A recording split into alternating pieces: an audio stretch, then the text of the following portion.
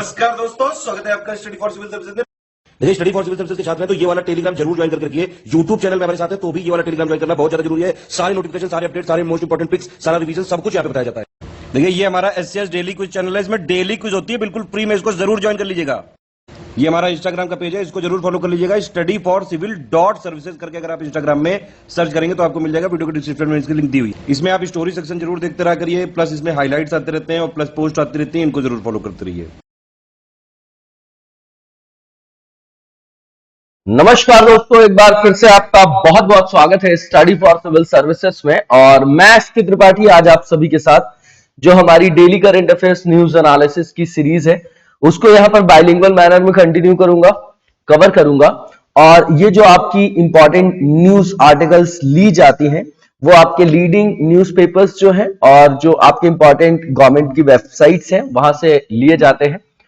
तो ये आपके लिए यूपीएससी और स्टेट सिविल सर्विसेज के जो एग्जामिनेशंस हैं उनके पॉइंट ऑफ व्यू से बहुत ही ज्यादा लाभदायक सिद्ध होगा। तो आप लोग इसको सतत रूप से लगातार देखें, बार बार रिवीजन करते हुए देखें और इसका महत्तम लाभ अर्जित करें। साथ ही दोस्तों, जो हमारा पेड ग्रुप है उसके बारे में सारी जानकारी और उसे ज्वाइन करने के लिए आप इन नंबर्स पे कॉल कर सकते हैं और उनका भी महत्तम लाभ अर्जित कर सकते हैं। आप लोगों ने अगर टेलीग्राम चैनल अभी तक हमारा ज्वाइन नहीं किया है तो जरूर ज्वाइन कर लीजिए। और इस पीडीएफ की लिंक पाने के लिए, मतलब पिक्स को जो है एक्सेस करने के लिए, या जो भी इंपॉर्टेंट पीडीएफ है आपको फ्री ऑफ कॉस्ट जो है प्रोवाइड कराई जाती है हमारे इंस्टाग्राम पेज पे, तो उसे भी आप ज्वाइन कर ले।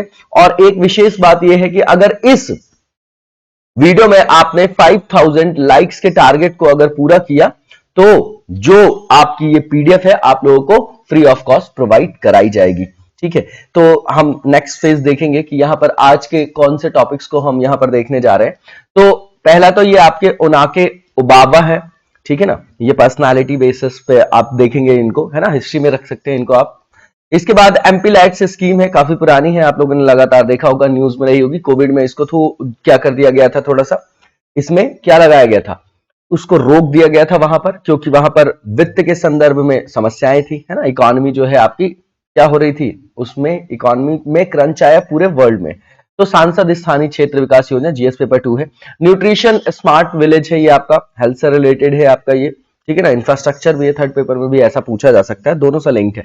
Global resilience index initiative important है, रिपोर्ट्स, है ना। दिल्ली में यमुना नदी में झाग आने का क्या कारण है ना, कॉजेज देखेंगे यहाँ पर। फ्रोदिंग इन दिल्लीज यमुना, तो पॉल्यूशन से रिलेटेड एनवायरमेंट का एंगल है, जीएस पेपर 3 में रख सकते हैं आप उसको।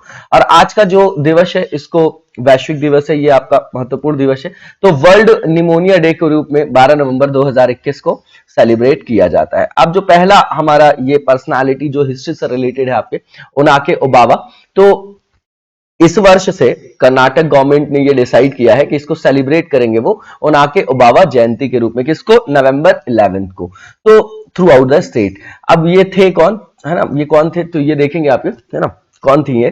तो Onake Obavva died fighting the troops of Hyder Ali. Hyder Ali Tipu Sultan ji के फादर है ना, जो मैसूर किंगडम के, है ना, रूलर भी थे, ठीक है। 1761 आप देखेंगे, 1765, 68, तो ये Mysore kingdom and father of Tipu Sultan, normal सी चीज है। When he invaded the Chitradurga fort, है ना, तो जब उन्होंने आक्रमण किया चित्रदुर्ग फोर्ट में, विच वॉज रूल्ड बाय मडाकरी, जो नायका थे इन 18th सेंचुरी। अब चित्रदुर्ग क्या है, चित्रदुर्ग जो आपका किला है वो लोकली जो किस नाम से जाना जाता है, तो एलू सुतीना कोटे के नाम से। Fort of 7 circles in Kannada, तो कन्नड़ में उसको 7 जो है आपका क्या बोलते हैं, 7 हल्कों का किला बोला जाता है। ये बेंगलुरु से लगभग 200 किलोमीटर कहाँ है, नॉर्थ वेस्ट में जो है सिचुएटेड है। ओबावा को कंसीडर किया जाता है ना, to be the epitome of Kannada pride and celebrated along with other women warriors, है ना, वुमेन भी है ये आपकी, तो ये इंपॉर्टेंट हो जाएगा आपके लिए, है ना। कर्नाटका स्टेट्स के अंदर उनको जो है उस तरीके से रखा जाता है, उतने सम्मान के संदर्भ में देखा जाता है, ठीक है। तो कर्नाटका स्टेट लाइक और भी महिलाओं के नाम बता रहे हैं यहाँ पर।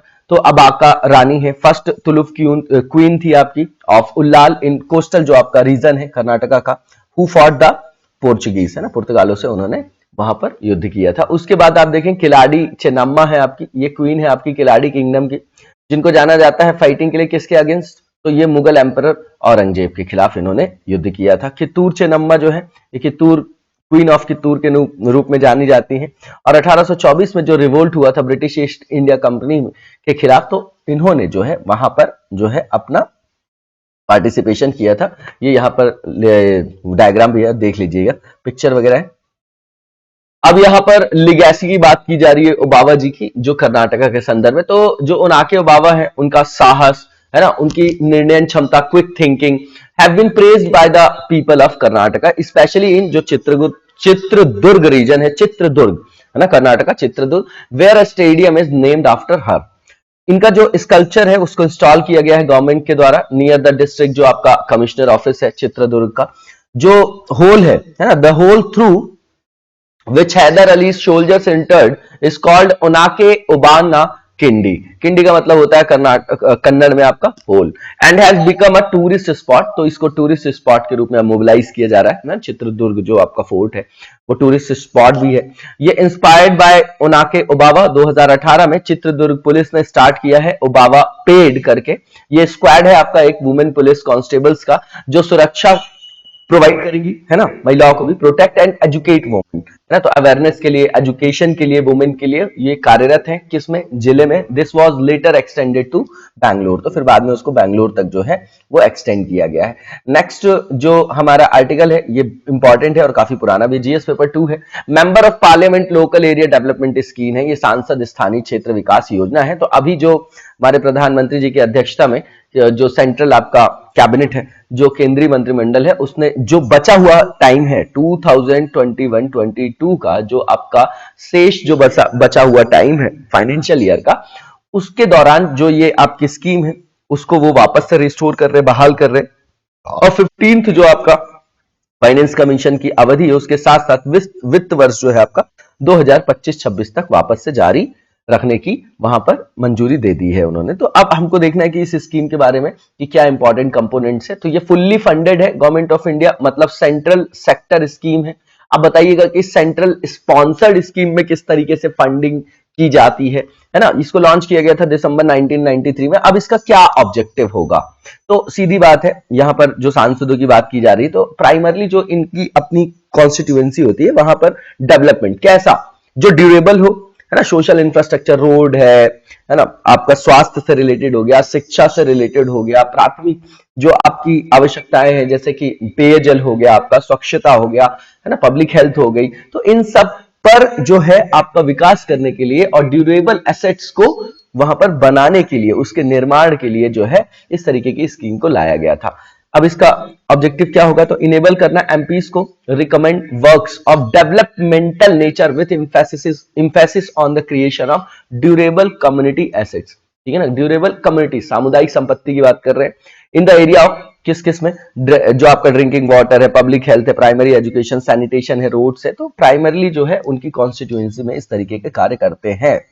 अब जो एमपी लैड फंड एंटाइटल्समेंट है, जो आपके मतलब पर एमपी को कितना दिया जाता है वो यहां पर बता रहे हैं कॉन्स्टिट्यूएंसी में। तो 5 करोड़ रुपए और 2 इंस्टॉलमेंट में उसको दिया जाता है 2.5 crore each, subject to the fulfilment of conditions as per the MP LADS guidelines. तो जो गाइडलाइंस बनाई गई है वहां पर, तो अगर वो फुलफिल हो जाती है तो ये 2.5 करोड़ की 2 किस्त के द्वारा जो है 5 करोड़ रुपए दिया जाता है। For managing the health and adverse impact of covid in the society. तो आपने देखा कि लास्ट ईयर जो है कोविड-19 जो था आपका, उसका जो बहुत ज्यादा नेगेटिव इंपैक्ट पड़ता है। तो कैबिनेट ने जो है एक मीटिंग की 6 अप्रैल 2020 को और डिसाइड किया कि भैया अभी एमपी लैड जो स्कीम है उसको अभी जो है थोड़ा विराम दिया जाए, या अभी जो है उसको ऑपरेशन में नहीं रखा जाएगा ड्यूरिंग 2020-21 में और 21-22 में, and place the fund at the disposal of ministry of finance for managing the impacts of covid pandemic. तो बिल्कुल जरूरी भी था वो कि उस समय कोविड-19 से निपटना जरूरी था, तो उसके संदर्भ में कार्य करने के लिए इस फंड को वहां पर यूज किया जा रहा था और इसको होल्ड पे डाल दिया गया था। As the country is now on the road to economic recovery and the scheme continues to the beneficial for the creation of durable community asset. सीधी बात है, ये आपका कीवर्ड है, of fulfilling the aspirations of locally felt needs of the community. तो स्थान के संदर्भ में, विशेष स्थानिक संदर्भों में क्या आवश्यकताएं हैं वहां पर लोगों की, है ना, उस हिसाब से वहां पर अवसंरचना का विकास करना और उस पूरे क्षेत्र का विकास करना। ठीक है, तो creation of job across the country, thereby helpful in achieving the objective of आत्मनिर्भर भारत। तो जितनी चीजें आप देखेंगे वहां पर जो है आप लगातार देखेंगे कि आत्मनिर्भर भारत मतलब सेकेंडरी सेक्टर, मतलब मैन्युफैक्चरिंग सेक्टर, क्योंकि यहां पर हमारे यहां लूप होल है। प्राइमरी सेक्टर से डायरेक्टली जो है इंडिया में स्विच किया गया सर्विस सेक्टर में, और ये जो है अपेक्षित रूप से इसका विकास नहीं हुआ है ना टर्शरी सेक्टर में, प्राइमरी से टर्शरी में, मतलब समझिएगा प्राथमिक क्षेत्र जो हो गया आपका एग्रीकल्चर और एलाइड सेक्टर है ना उसके साथ का, और जो टर्शरी हो गया आपका सर्विस सेक्टर हो गया। अभी ये मैन्युफैक्चरिंग जिसको आप सेकेंडरी सेक्टर बोलते हैं, यहां पर अपेक्षित विकास नहीं हुआ, इसलिए पूरा का पूरा फोकस हमारी सरकार का यहां है और इसको भी आत्मनिर्भर भारत से यहां पर लिंक किया गया है। अब जो बचा हुआ टाइम है तो 2020-21 का, उसके दौरान इसको बहाल कर दिया जाएगा, ये आपका रेपिटेशन है। और शेष अवधि के लिए जो है प्रति सांसद को जो है 2 करोड़ पर मेंबर ऑफ पार्लियामेंट को रिमेनिंग पीरियड के लिए इनको उपलब्ध कराया जाएगा एक इंस्टॉलमेंट में, और ठीक है at the rate of 5 crore per annum पर मेंबर ऑफ पार्लियामेंट ड्यूरिंग जो आपका 2022-23 से 25-26 तक है, 2 इंस्टॉलमेंट में फिर उसको रिस्टोर किया जाएगा, है ना। इतना रटने की जरूरत नहीं, एक आइडिया होना चाहिए। Since the inception of the scheme total जो है आपके 1986-206 जो वर्क्स हैं, प्रोजेक्ट्स हैं, have been completed with the financial implication of 54,171.09 crore. अभी तक जो है इतनी योजनाएं पूरी हो चुकी हैं। इंप्लीमेंटेशन जो आपकी स्ट्रैटेजी और टारगेट्स उसके बारे में बता रहे हैं यहाँ पर कि इसको गवर्न किया जाएगा, एक गाइडलाइंस का पूरा सेट बनाया गया है उस आधार पर, और इसको रिवाइज भी किया जाएगा समय की मांग के अनुसार समय समय पर। प्रोसेस जो है इसकी इस स्कीम के अंतर्गत with the member of parliament MP की बात करें, recommending works to the nodal district authority, है ना, ठीक है। तो नोडल जिला प्राधिकरण को कार्यों की सिफारिश के साथ जो है इसके अंतर्गत फिर प्रोसेस को स्टार्ट किया जाता है। नोडल डिस्ट्रिक्ट जो है कंसर्न्ड है किसके लिए, रिस्पॉन्सिबल है for implementing the eligible work recommended by the MP and maintaining the details of individual work executed and amount spent under the scheme. तो नोडल डिस्ट्रिक्ट जो है ना उसको जो है यहाँ पर क्या बनाया जाए, कंसर्न्ड एक तरीके से अथॉरिटी मान लीजिए जो रिस्पॉन्सिबल है इसके कार्यान्वयन वगैरह के लिए और रिव्यू करने के लिए भी कि भैया जो राशि है ना वो खर्च हो रही है तो उसके विवरण की जानकारी रखे वो लोग कितना है क्या है, रिव्यू सिस्टम। इम्पैक्ट क्या होगा ये इसका, तो फिर से रिस्टोर और कंटिन्यूएशन करने का एमपी लाइड स्कीम का, तो इसके द्वारा फिर से कम्युनिटी डेवलपमेंट प्रोजेक्ट, ठीक है, जो भी काम हो रहा है वहां पर अवसंरचना से रिलेटेड विकास हो रहा है तो वो आपका फिर से रिस्टोर हो जाएगा, नॉर्मल सी चीज है। It will restart fulfilling the aspirations and developmental requirements of the local community and creation of durable sets। तो वही चीज है जो उसका लक्ष्य था उसको प्राप्त कर पाएंगे और वहां पर लोकल कम्युनिटी जो आपका स्थानिक लोग है, स्थानिक समुदाय है, उनकी भी जरूरतों के हिसाब से वहां पर विकास किया जा सकेगा। It will also help in reviving the local economy. तो सीधी बात है वहां पर फिर अगर किसी चीज का अगर मान लीजिए ड्यूरेबल एसेट्स वहां पर बन रही है, हॉस्पिटल ही बन गया, प्राइमरी स्कूल ही बन गया, तो वो कहीं ना कहीं पूरी इकोनॉमी को पॉजिटिवली इंपैक्ट तो करेगी ना, वही चीज यहां पर बताया जा रहा है। अब इसके बाद जो नेक्स्ट हमारा आर्टिकल है ये न्यूट्रिशन स्मार्ट विलेज से रिलेटेड है ना। तो ये भारत का जो स्वतंत्रता का 75th वर्ष के उपलक्ष्य में जो आयोजित किया गया आजादी का अमृत महोत्सव, उसके दौरान पोषण जो आपका अभियान है उसको और स्ट्रेंथन करने के लिए न्यूट्रिशन स्मार्ट विलेज पर एक कार्यक्रम शुरू किया जाएगा। अब ये जो नया इसका उद्देश्य क्या है, की पॉइंट देख लेते हैं। पहले तो उद्देश्य तो सीधी बात है कुपोषण को खत्म करना है ना, स्वस्थ भारत रहेगा, है ना, तभी डेमोग्राफिक डिविडेंड वगैरह भी पढ़ेंगे आप, ठीक है ना, तो उसको बहुत जगह से कनेक्ट कर सकते हैं। ये जो इनिशिएटिव है aims to reach out to 75 villages across India throughout the network of all India coordinated research project on women in agriculture, ये इंपॉर्टेंट है, which is in operation at 13 centers in 12 states of India besides the coordinating institute located at Bhubaneswar. तो ये इस आप institute की location देख सकते हैं कि भैया ये आपका भुवनेश्वर स्थित संस्थान जो है आपका, है ना। तो बोला गया है यूनियन एग्रीकल्चर मिनिस्टर जो है हमारे नरेंद्र सिंह तोमर जी ने जब एड्रेस किया अभी एक कार्यक्रम को, जब वो एड्रेस कर रहे थे जो ऑर्गेनाइज किया गया था ICAR के द्वारा, Indian council of agricultural research. तो ये देख लीजिएगा, इसमें इसको आप याद रख सकते हैं संस्था का नाम। अब इसके बाद ये जो आपका इनिशिएटिव है वो आपका लिया गया है इन लाइन, है ना, initiative has been undertaken in line with the PM's call to all the academicians. अब देखिए एकेडमिशियंस हो गए, एग्रीकल्चरल साइंटिस्ट हो गए, और सारे संस्थान को अडॉप्ट किया जाएगा, ट्रांसफॉर्म किया जाएगा इन सारे 75 विलेजेस को जिनकी बात किया जा रहा है, जिनको सेलेक्ट किया गया इस इनिशिएटिव के अंतर्गत। अब ये जो टोटल आपके 75 गांव हैं है ना, उसको अडॉप्ट किया जाएगा AICRP सेंटर्स के द्वारा और ICAR-CIWA के द्वारा, for which the AICRP centers will adopt 5 villages each, with the remaining to be adopted by ICAR-CIWA with an aim to develop 75 Nutri-Smart village। ठीक है, नॉर्मल सी चीजें, इसको देख जाइएगा। इसके बाद जो नेक्स्ट है कि इसका उद्देश्य क्या है, तो सबसे पहले तो कुपोषण को दूर करना है, जो आपका माल न्यूट्रिशन है ना, स्टंटिंग, वेस्टिंग वगैरह आप लोगों ने देखा होगा। फिर education and behavioural change in rural area, सबसे बड़ी चीज बिहेवियरल चेंज है, व्यवहारिक परिवर्तन करना। एक बार मानसिक मन में विचार आ जाए, है ना, परिवर्तन हो जाए, तो फिर आराम से हम जो है उस तरीके से उन चीजों को अडॉप्ट कर पाते हैं, है ना, किसी भी संदर्भ में। तो रूरल एरियाज में इसको चेंज करना है कि इसमें जो हम खाना खाते हैं सिर्फ पेट भरने के लिए नहीं खाते, वहां पर न्यूट्रिशन भी होना चाहिए जो बैलेंस डाइट की तरफ हमको ले जाएगी और हम स्वस्थ रह पाएंगे। अगर हम स्वस्थ रहेंगे और अगर हमें हॉस्पिटल ना जाना पड़े, तो जो हमारा वहां से पैसा सेव होगा, है ना, जो सेव होगा उसको हम कहीं और जो है आपकी उत्पादक क्षेत्र वहां पर लगाकर उसका दोहन कर सकते हैं।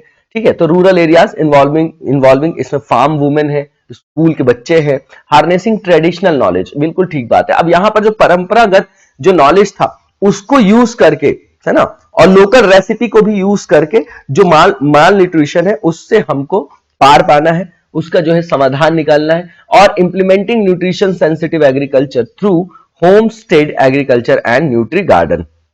ठीक है, कुपोषण मुक्त जो गांव है उनके लक्ष्य को प्राप्त करना है, सीधे ये समझ लीजिएगा। किसके द्वारा करेंगे, तो इंटेंसिव, पहले तो सघन जागरूकता कैंपेन बहुत इंपॉर्टेंट है। उसके बाद जो फील्ड पे एक्टिविटीज है, like undertaken for focusing on the concept of nutri village, nutri food, nutri diet, nutri थाली etc. for strengthening the पोषण अभियान, बहुत इंपॉर्टेंट है। कुछ पॉइंट्स आप नोट डाउन करके किनारे कर सकते हैं। अवेयरनेस फैलाया जाएगा वुमेन फार्मर्स के बीच में, जो है ना, will also be created about their legal rights in all walks of life। तो वहां पर जो उनके अधिकार है, उनके अधिकारों के संरक्षण के लिए किस तरीके से वैधानिक प्रावधानों को उपलब्ध कराया गया है देश के द्वारा, सरकार के द्वारा, तो उसके बारे में भी उनको अवेयरनेस बताई जाएगी। मतलब उनके बीच में जागरूकता जो है वो क्या की जाएगी, बढ़ाई जाएगी, शिक्षित किया जाएगा उनको। ठीक है ना, उसके बारे में जागरूक होंगे तभी तो अधिकार है, और हमको पता ही नहीं कि हमारे क्या अधिकार है, तो क्या मतलब उन अधिकारों को सिर्फ वो किताबों में ही रह जाते ताकि उनका शोषण ना हो पाए। The products, tools, technologies developed by AICRP centres will be evaluated through multi location trials. ठीक है, इसके बाद जो नेक्स्ट हमारा यहाँ पर आर्टिकल है उसमें पूछा जा रहा है, बताया जा रहा है, ये जीएस पेपर 3 में रखा है इन्होंने, जो आपका वैश्विक लचीलापन सूचकांक पहल है, ग्लोबल रेजिलियंस इंडेक्स है ना, ये जो है आपका ग्लोबल कोएलिशन है 10 ऑर्गेनाइजेशन का, उसके द्वारा लॉन्च किया गया 9 नवंबर 2021 को, जिसके द्वारा बिल्ड किया जाएगा, यूनिवर्सल मॉडल बनाया जाएगा assessing resilience to climate risk. तो क्लाइमेट रिस्क से संदर्भ देखिए, क्लाइमेट रिस्क जो आपका जलवायु जोखिम है, तो उससे निपटने के लिए एक तरीके का ये यूनिवर्सल मॉडल बनाया जा रहा है ना। ठीक है, तो उसके संदर्भ में समझिएगा, इंपॉर्टेंट है। की पॉइंट जो है इसका वो क्या है, तो the curated open source resource can be used in aggregated risk management across sector and geographies. ठीक है, समग्र जोखिम प्रबंधन की बात है, इसमें जो भी भौगोलिक क्षेत्र है और उनसे संदर्भित जो क्षेत्र है, तो ओपन सोर्स रिसोर्सेस का, ओपन सोर्स संसाधनों का प्रयोग करेंगे, है ना, जो क्योर करने के लिए, उससे बचने के लिए। तो the model will help countries focus on national adaptation investment according to the UK centre for greening finance and investment, one of the partners in this project. ठीक है ना, इन द प्रोजेक्ट। ठीक बात है, ये तो नॉर्मल है कि कौन फोकस कर रहा है, कौन डाल रहा है। आपको इतना जानना है कि इस तरीके की एक रिपोर्ट आती है और वो जोखिम जो भी आपका क्लाइमेट चेंज से है उसके जो आयाम है उस आधार पर ये रिपोर्ट निकालती है। अब ये जो GRI है उसने ड्रॉ किया upon significant cross sector risk modelling experience including public private partnership. तो यहां पर भी जो है PPP जो आपका एक आयाम है इन्वेस्टमेंट का, उसको प्रमोट किया जा रहा है, जो आपके गवर्नमेंट और एकेडमिक्स और इंश्योरेंस और इंजीनियरिंग जो है वो उसके आयाम है, और इसमें गवर्नमेंट जो है वो भी आएगी और प्राइवेट प्लेयर्स भी आगे आएंगे। ये जो टूल है आपका वो प्रोवाइड करेगा high level matrix across the built environment, infrastructure भी बनाना पड़ेगा वैसे, एग्रीकल्चर एंड सोसाइटल एक्सपोजर। अब ये जो आउटकम है आपका of this risk analysis will help close the insurance protection gap and direct investment and aid to where they are needed to the most. तो इससे ये है कि जब हमको रिस्क पता चल जाता है तो हमें पता चलेगा कि कहां पर जो है हमें कितना जो है वहां पर फंडिंग करना है, या वहां पर किस तरीके से लोगों का बचाव करना है, उनको किस तरीके से बीमा आ जाएगा, सोशल सिक्योरिटी, तो कैसे जो है ये सब चीजें वहां पर प्रोवाइड करानी है।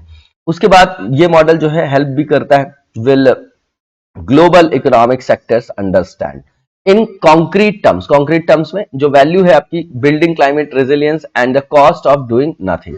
यूके सेंटर जो है आपका greening finance and investment CGFI जो है उसने बोला भी है कि this will address the data emergency that is contributing to the climate crisis the body noted. सीधी बात है, जब आपके पास डेटा होगा किसी भी चीज का तभी तो उससे संदर्भित आप कोई भी कार्य कर पाएंगे, है ना, उसको यहां पर अप्लाई करिएगा। इसके बाद इस फंडे को हर जगह काम आएगा। GRII की जो स्टार्टिंग है वो बीमा क्षेत्र और जो आपका मतलब GRII जो आपका GRII इनिशिएटिव है वो उसमें पार्शली फंडिंग है and in kind contributions from the insurance sector and partners institution. तो इसमें इंश्योरेंस सेक्टर भी है कंट्रीब्यूटर के रूप में और इसमें पार्टनर्स हैं, तो एक तो CDRI हो गया, coalition for disaster resilient infrastructure, और दूसरा कोएलिशन फॉर क्लाइमेट रेजिलिएंट जो आपका इन्वेस्टमेंट। अब इसका गोल क्या है, तो दो जो है इसके इमीडिएट टारगेट्स है ना। पहला क्या है, they want to provide global open reference risk data developed using insurance risk modelling principle. ठीक बात है कि भैया यूनिवर्सली जो है इस तरीके के डेटा को उपलब्ध करा दिया जाएगा जिसको लोग जो है वहां पर एक्सेस कर पाएंगे और फिर इस जोखिम से वो निजात पा पाएंगे, है ना। तो यहां पर वही बताया गया है, insurance risk modelling principle. Second जो है, they want to provide shared standard साझा मानक और फैसिलिटीज, वैसी सुविधाएं एप्लीकेबल होंगी to a wide range of users. Corporate climate risk हो गया, डिस्क्लोजर हो गया, नेशनल एडेप्टेशन प्लानिंग हो गई and reporting and the planning of pre arranged humanitarian finance. Normal सी चीजें। अब यहां पर ये जो है आपका दिल्ली में अभी यमुना नदी में झाग क्यों आ रहा है वो देखने की जरूरत है। What causes frothing in Delhi's Yamuna. तो सीधी बात है, वहां पर जो आपका घर से निकलने वाला वेस्ट होता है ना, सॉलिड वेस्ट वगैरह जो होते हैं, तो अगर ये ट्रीट नहीं किए जाएंगे और डायरेक्टली जो है किसी क्षेत्र में नदी में जाके मिलेंगे तो क्या होगा, नदी प्रदूषित होगी। बस वही मैटर है यहाँ पे। पॉल्यूशन से रिलेटेड GS पेपर 3rd का पार्ट है आपका।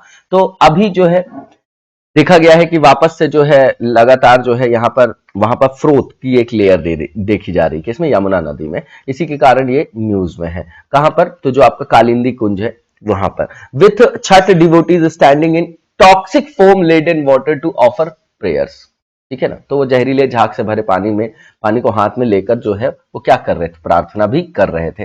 अब आप देखेंगे कि इसका कारण क्या है, तो सीधी बात है, पॉल्यूटेड रिवर। पॉल्यूशन कैसे, जब उसमें पॉल्यूटेंट मिलेगा तो एक तो आपका इंडस्ट्रियल वेस्ट हो जाएगा पॉल्यूटेंट में, है ना, इंडस्ट्री से आ रहा है, और एक आपका डोमेस्टिक वेस्ट हो जाएगा। ऐसा ही तो वेस्ट होना चाहिए, including sewage from those parts of the city that are not connected to the sewage network and industrial waste could lead to frothing. दो ही चीज है।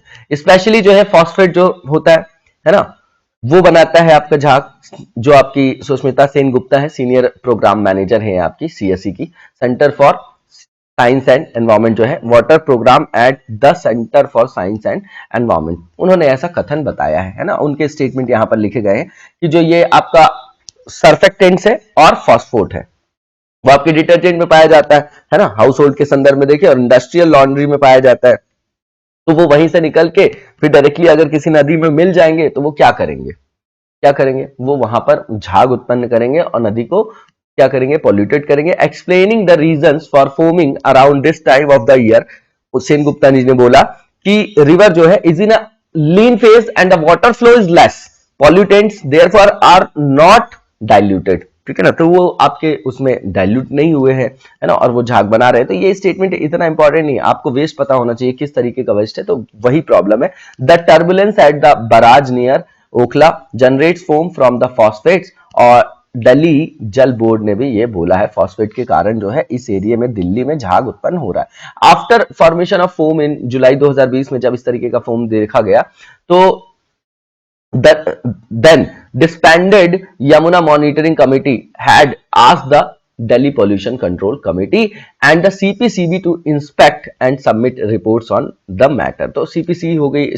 हो गई आपका सेंट्रल आपका पोल्यूशन कंट्रोल बोर्ड है, ठीक है, और दिल्ली पोल्यूशन कंट्रोल कमेटी जो है वहां पर जो है इन दोनों ने मिलकर फिर वहां पर क्या देखा कि भैया रिपोर्ट लाओ, पूछा गया, है ना, कि जब 2020 में नदी में झाग उत्पन्न होने की सूचना मिली तो जो यमुना निगरानी समिति है उसने दिल्ली प्रदूषण नियंत्रण समिति से पूछा और केंद्रीय प्रदूषण नियंत्रण बोर्ड को इस मामले में निरीक्षण करने और रिपोर्ट जमा करने के लिए बोला गया। सीपीसीबी की जो रिपोर्ट आई है ना अगस्त में लास्ट ईयर, तो उसमें नोटिस किया गया कि ये जो फोम फॉर्मेशन है ये आपका दो लोकेशंस पे ज्यादा है, down stream of the ITO और जो आपका ओखला बैराज है ना। अब वो उस समय वहां पर और भी जगह होगा, तो ओखला आपका वैसे भी इंडस्ट्रियल एरिया है ना, ये आप देख रहे हैं। The water falling after discharge from the Okhla barrage causes the surfactants and foaming agents present in the water, जो आपका वेस्ट वाटर है, और in the sludge on the river bed to get agitated है ना, एजिटेटेड फॉर्मिंग फोम।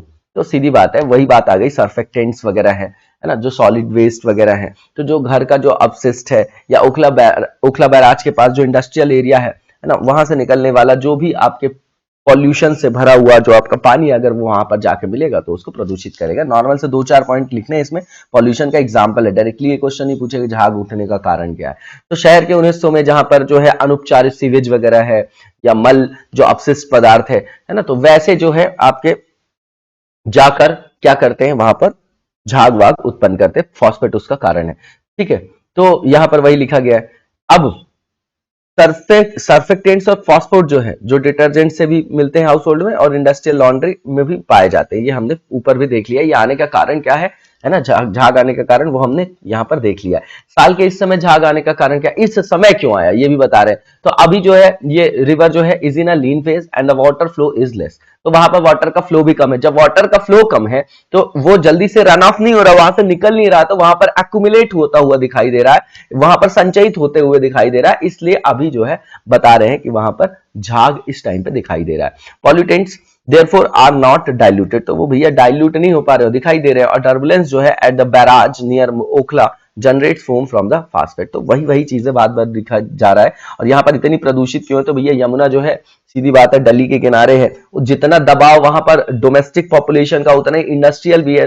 सारी population को categorise करेंगे अगर आप, तो सीधी बात है जो रिसोर्सेज होंगे उनका जो मोबिलाइजेशन होगा कैसा होगा, कैरिंग कैपेसिटी से ज्यादा होगा। और अभी प्लान्ड अगर वहां पर वेस्ट मैनेजमेंट नहीं है तो उसका ही ये आपका डोमिनो इफेक्ट है, उसी का ये परिणाम है। तो अधिकारियों ने बोला कि Delhi at the moment has 4 major source of pollutant. कौन कौन से, एसटीपीज, ठीक है ना, जो अफेक्ट करेंगे आपके यमुना को, ठीक है, source of pollutants affecting Yamuna. तो सबसे पहले एसटीपी होगा, sewage treatment plants. Untreated water जो है आपका फ्रॉम अनऑथराइज्ड कॉलोनी से जो आता है, सीवर जो वाटर है आपका ऑथराइज्ड कॉलोनी से भी आता है, और inter state factors involving UP and Haryana, तो इंटर स्टेट फैक्टर भी, ये 4 पॉइंट्स को आप लिख सकते हैं, अपने पास रख सकते हैं, कई जगह अप्लाई हो जाएगा। अबाउट यमुना, यमुना जो है सेकंड लार्जेस्ट ट्रिब्यूटरी है गंगा की, लॉन्गेस्ट ट्रिब्यूटरी है आपकी, है ना, कहां, इंडिया में, भारत की सबसे लंबी सहायक नदी है ना, ठीक। इसके बाद ओरिजिनेट कहां से होती है, तो यमुनोत्री जो आपका ग्लेशियर है वहां से ये ओरिजिनेट होती है। इसकी हाइट जो है वो 20,955 फीट है, 6387 मीटर है पे है ये आपकी अवस्थित। साउथ वेस्टर्न इसका स्लोप है, Bandarpunch peak of the lower Himalaya in Uttarakhand. ये ट्रैवल करती है total length 1376 kilometre and has a drainage system of 366,223 square kilometre. देख जाइएगा, ये जो टोटल जो आपका इंटायर जो गंगा बेसिन है उसका 40.2% है। इसके बाद जो नेक्स्ट पॉइंट है, ये नॉर्मल सी जानकारी है कि जहां पर आप देखते हैं कुंभ का मेला भी लगता है प्रयागराज में, तो त्रिवेणी संगम में ये प्रयागराज में जाके गंगा से मिल जाती है और हर साल में इसी साइट पे जो है कुंभ के मेले का आयोजन किया जाता है। Like the Ganga, Yamuna is highly venerated in Hinduism and worshipped as the goddess Yamuna, तो उनको भी देवी के रूप में जो है पूजा जाता है ना, ये एक तरीके की मान्यता है। ट्रिब्यूटरी क्या है, तो चंबल है, केन है, बेतवा है, सिंध है, और ये मिलती है गंगा से संगम में प्रयागराज में, ये हमने देख लिया उत्तर प्रदेश में। आफ्टर फ्लोइंग कहां से, उत्तराखंड, हिमाचल प्रदेश, हरियाणा, दिल्ली। अब यहाँ पर नेक्स्ट जो हमारा फेज है ये आपका रिलेटेड है एमसीक्यू से, ठीक।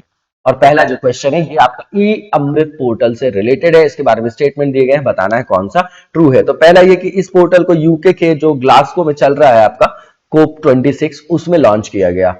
दूसरा ये है कि जो ई अमृत पोर्टल है, ठीक है, तो जो पहला आपका स्टेटमेंट है वो ठीक है आपका, ठीक है ना। अब ये समझिएगा कि ये जो इलेक्ट्रिक मोबिलिटी है उसमें आपको क्या करना है, अवेयरनेस लाना है ना, लोगों को उस तरफ जो है उनका इंक्लिनेशन हो, इसलिए इस तरीके के प्रोग्राम को लॉन्च किया जाता है, इस तरीके की पोर्टल को लॉन्च किया गया। ई अमृत पोर्टल जो भारत के परिवहन के लिए भी जो है त्वरित ई मोबिलिटी क्रांति के लिए खड़ा, ये भी ठीक है दूसरा स्टेटमेंट। तीसरा जो है this web portal was developed by NITI Aayog, किसके साथ एसोसिएट करके बनाया उन्होंने, with the UK government as part of India UK joint road map 2030। तो तीनों के तीनों स्टेटमेंट बिल्कुल ठीक है, इसका आंसर आपका ऑल ऑफ द अबव हो जाएगा जो कि डी में दिया गया है।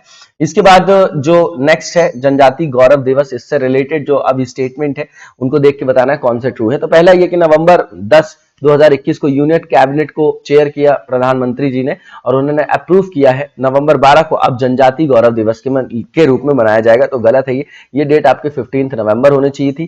पहला जो स्टेटमेंट है इसको एलिमिनेट कर दीजिए तो आंसर वैसे भी मिल जाएगा। दूसरा ये कि आदिवासी स्वतंत्रता सेनानियों की याद में जनजाति गौरव दिवस के रूप में इसको सेलिब्रेट किया जाएगा। इससे आने वाली पीढ़ियों, तीसरा जो स्टेटमेंट है कि इससे आने वाली पीढ़ियों को जो भारत के फ्रीडम फाइटर्स है, स्वतंत्रता आंदोलन के दौरान जो आदिवासी स्वतंत्रता सेनानी है उनके बलिदानों को भी वहां पर याद किया जाएगा, उससे जो है उनको अवगत कराने में भी मदद मिलेगी। तो आंसर आपका ओनली सेकंड एंड थर्ड हो जाएगा। इसी के साथ आज के वीडियो को यहीं पर विराम देंगे, नेक्स्ट वीडियो में कंटिन्यू करेंगे, तब तक लगातार जबरदस्त तरीके से पढ़ते रहिए। Thank you so much, best of luck.